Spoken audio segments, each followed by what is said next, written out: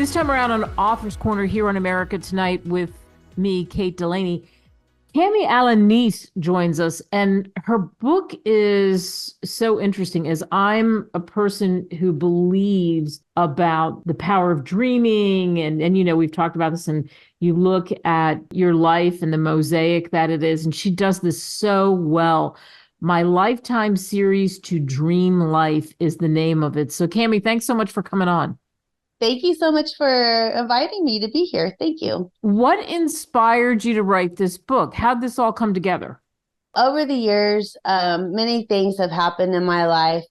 So I was inspired to write this book because many things have gone wrong in my life. I was born to teenage parents. When I was 2, they got divorced. When I was 2.5, my mom married my dad that would adopt me later, and was the best thing that ever happened to me. When I was 3, my brother was born with a congenital heart defect.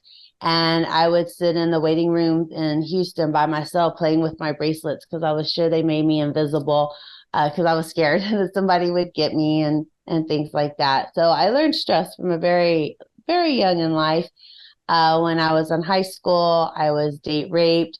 I married my high school sweetheart who we had infertility problems. And then I ended up getting pregnant with my son, which I was so happy for. But my ex-husband cheated on me, got someone else pregnant while my brother was dying 30 hours after a heart transplant. I was misdiagnosed and not diagnosed with Hashimoto's disease. So for years, I suffered with that. And I was near death whenever they finally diagnosed me correctly. And I had a pituitary tumor that was immaculately healed. But when my brother died, I'm not like, I don't go to church like I should. I'm not a big holy roller, but I have heard the voice of God a couple of times.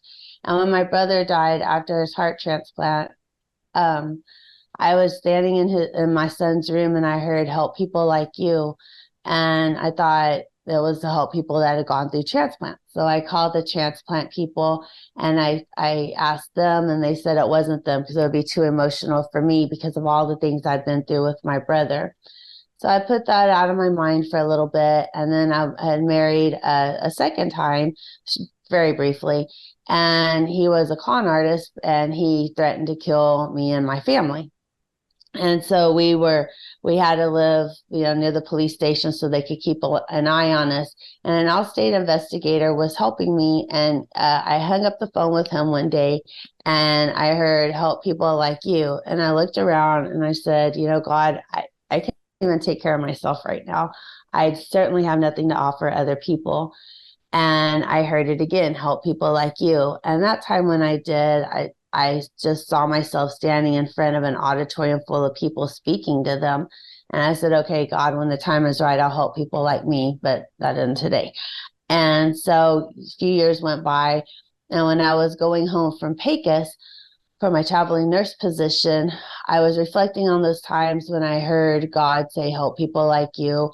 And a friend and I had done a Bible study. And it was about a man who was a preacher, and like he represented the good, and God led him to marry a prostitute. And so to represent the good and the bad. And I realized at that moment that all I had to do was open up about my life, because I had been through many things and I had overcome many things. And I had gotten to a point where I had completely reset and rediscovered myself, was in this very happy place. Because once I went through all the different issues in my life, that's when all the issues hit me at once. So there was a time when I was very upset and in a, like a slump. And so by this point, I had overcome all these things. I was in the greatest place I'd ever been in my entire life. I evaluated each thought I had and the things going on around me. And so I was able to get myself in a really good spot. And over the years, I had NLP done to me. I learned NLP. And so I use that daily on myself, and some tools I created myself as well. Anyway, so I knew that my book was a top priority. It had been laid on my heart years ago. to write my book. But I had to be at a point where my life was good so that I could leave people with a sense of inspiration. Tell us a couple of the tools. How can people get unstuck? Because I think, Cami, that's a very big problem right now. It is a very big problem. And to get unstuck, a couple of things people can do is like sit down and really pay attention to what they're focusing on. It's very easy to be an autopilot and just be stuck day after day, because we do live in autopilot because it gets easy.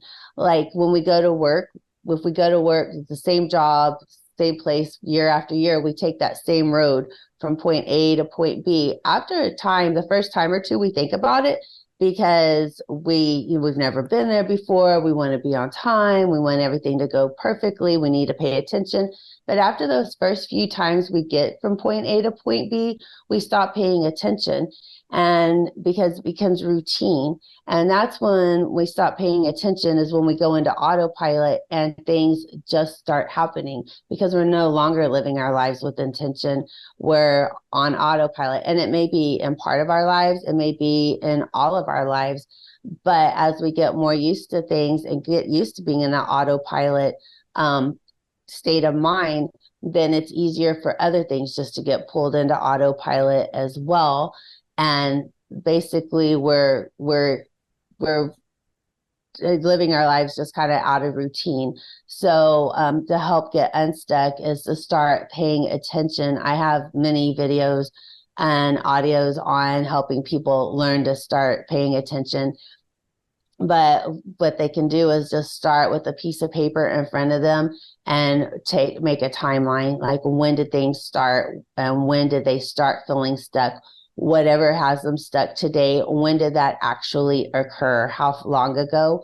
And do they see it affecting them in the past, present, and future? And just kind of really think about what's going on in their lives. And that's the first step to getting unstuck, is to actually assign like exact times and exactly what we're allowing to be taken over by this area being stuck in our lives, and assign exactly what issues are coming from that area, stemming from that area.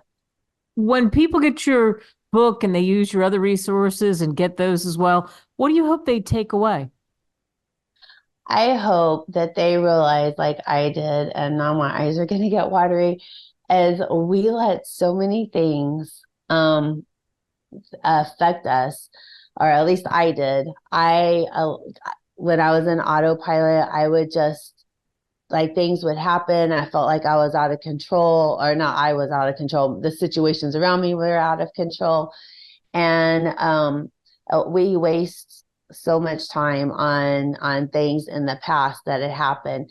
But when we assign those past times the correct accountability, and then we take accountability for our own actions and how we've allowed these other things to happen without realizing it, because we were in autopilot and we may have been in kind of in a mourning type state in our lives because of these different issues that have happened.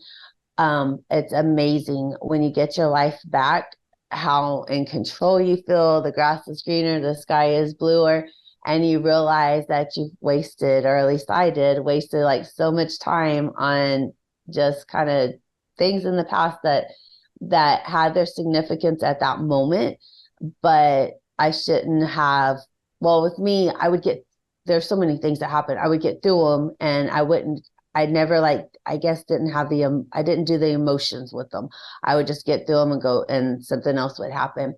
So when it was later in life, when the emotions from all those things hit me, and so that's really what got me stuck, when I had time to actually think and the emotions hit.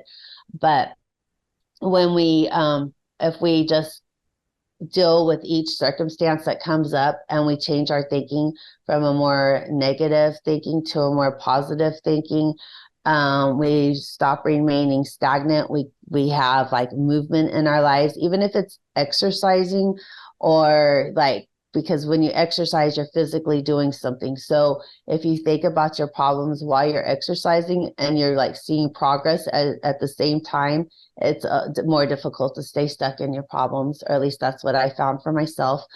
But like if we stop staying stagnant and then we think about the time that we wasted, and that now we have the rest of our lives to make whatever we want, it is very empowering.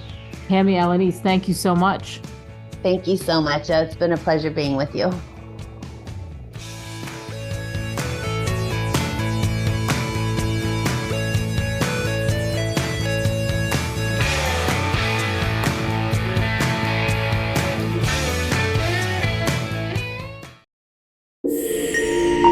Visit us at www.greatwritersmedia.com. Email us at info@greatwritersmedia.com or call us at +1 877 556 04